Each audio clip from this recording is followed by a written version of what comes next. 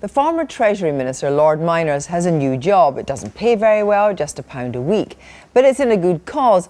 He's been appointed to the board of the cooperative group and will head up its review into how the bank that almost went bust is run.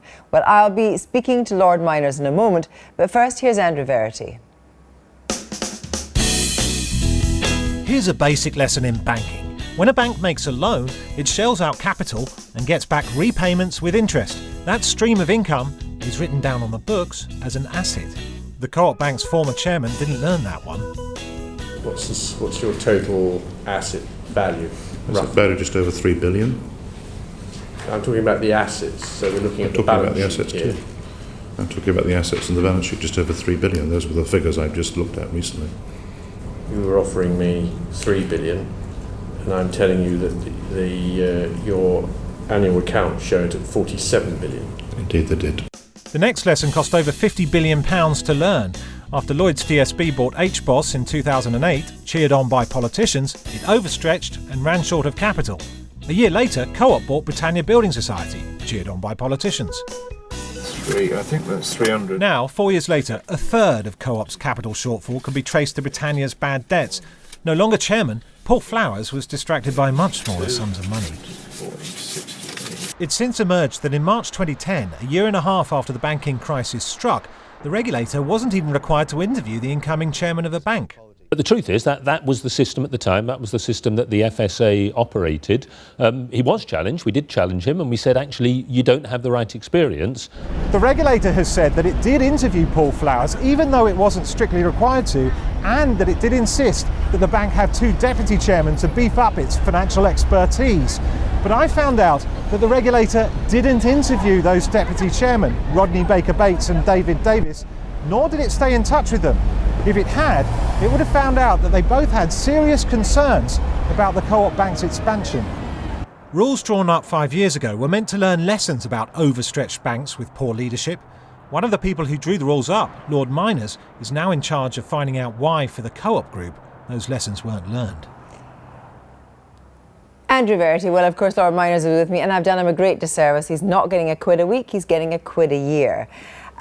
Lord Myners, are you a disinterested enough figure to be running this review? Well, I think one wants objective analysis. It's the Co-op group approached me about this. They think I've got a lot of relevant experience. I was chairman of Marks and Spencer. I've been on the boards of banks and insurance companies.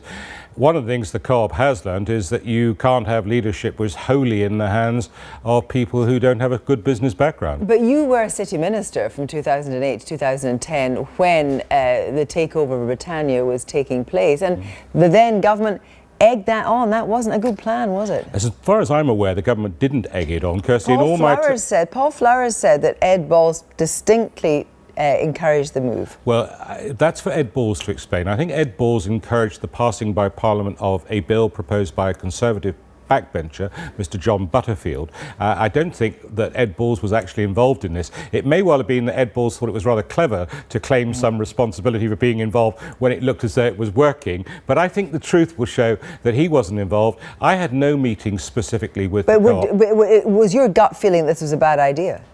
I don't think it was for government to have that view. The regulators didn't bring any issues to me as the minister in connection with the Co-op or the Britannia.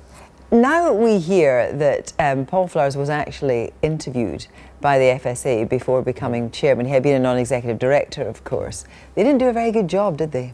Well, I think there are limits to what the regulators can do. I think we need to have close the gap of what we believe the regulators can do and what they can't do. The real responsibility here, Kirsty, for appointing Paul Flowers as chairman of the Co-op Bank lies with the board of the Co-op group. And you only had to spend about 10 minutes listening to Paul Flowers being interviewed by the Treasury Select Committee to see he was woefully short of the skills required to head a bank. So one of the things I'm going to have to ask in this governance review, which is going to be quite uncomfortable, is how did you come to the conclusion, collectively and individually, that Paul Flowers had the skills to run a large bank? Well, perhaps they just weren't the people of the right calibre. Well, asking the questions, and they got away with it. Well, I think as far as the board of the co-op is concerned, there's an issue of how we make the co-op a truly democratic institution. We have 8 million members. Just bear in mind that all the political parties only have 300,000 between them. But how do we give them effective voice in terms of leading the group? And I think the co-op's governance has fallen short of best practice. And we need to address that. But maybe the whole character of the bank undergoes a huge change anyway when you've got hedge funds owning 30%. It's not the same bank. Maybe it's time just to say, actually, that's not a model we want anymore.